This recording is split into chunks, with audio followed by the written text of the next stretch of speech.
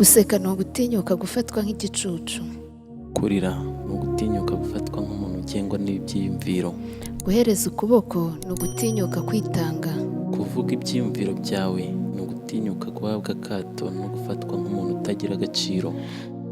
Gukunda ni ugutinyuka kudakundwa n'abo weretse urukundo.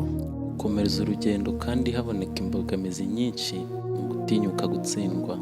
Ariko kandi ni ngombwa gutinyuka mu buzima, kuko ikibi cy'ingenzi ni ukutagira icyo utinyuka mu buzima. Umuntu utagira icyo atinyuka mu buzima ntacyo ageraho, ntacyo atunga, nta mugabo umurimo.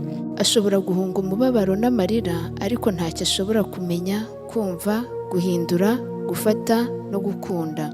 Ufite gutinyuka wenyine niwe muntu ufite ubwisanzure nyabwo. Ndavuga wa muntu ushobora gutinyuka kwakira ububabare none kugira ngo azishime iminsi iri imbere. Ushobora gutinyuka gutanga kugira ngo nawe azakire. Ushobora gusekwa mu gihe kimwe kugira ngo azabone icyubahiro mu kindi gihe kiri imbere. Ushobora gutanga imbabazi kugira ngo abohoke kandi abohore.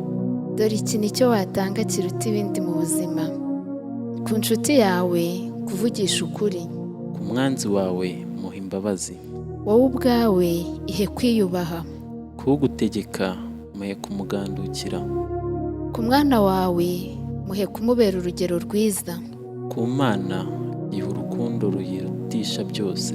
ku mugore wawe muhe kumwumva, Ko kurwanya muhe kwicisha bugufi. kuri bose baha urukundo, Kuri so muhe kwicisha bugufi no kumwubaha. kuri nyoko muhe kwitwara neza kuko bimuhesha ishema, Ku muvandimwe wawe muhe kumworohera. ku mugabo wawe muhe kumwubaha. Nituba twasobanukiwe ibikwiriye twatanga kuri bagenzi bacu, bizaturinda amacakubiri, bituzanira amahoro. Amahoro azaza. Amahoro azaza niba wemera ko ibiganiro ari ingenzi kuruta kurwana. Amahoro azaza niba wemera ko inseko irusha imbaraga intwaro. Amahoro azaza niba wemera ko mu gusuhuzanya habamo imbaraga zikomeye. Amahoro azaza niba wemera ko igihuza abantu kiruta ikibatanya. Amahoro azaza niba wemera ko kuba utandukanye na mugenzi wawe ari ubukungu atari icyago.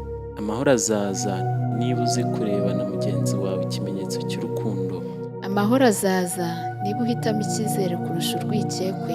Amahoro azaza niba wemera ko intambwe ya mbere igomba gukorwa nawe udategereje undi. Amahoro azaza niba wemera ko inseko y'umwana irandura ubugome buri mu mutima wawe. Amahoro azaza niba ushobora gusangira ibyishimo na mugenzi wawe. Amahoro azaza niba wemera ko akarengane k'abandi kakubabaza kurusha akawe, kagatuma wivumbagatanya. Amahoro azaza niba kuri wowe umunyamahanga ari umuvandimwe ukugana.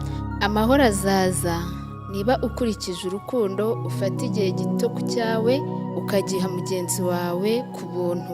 Amahoro azaza niba kuri wowe imbabazi zigera kure kurusha kwihorera. Amahoro azaza niba kuri wowe ari mbere na mbere umuvandimwe. Amahoro azaza niba wemera ko urukundo arizo mbaraga zonyine zihuza abantu. Amahoro azaza niba wemera ko amahoro ashoboka. Ubwo rero Amahoro azaza.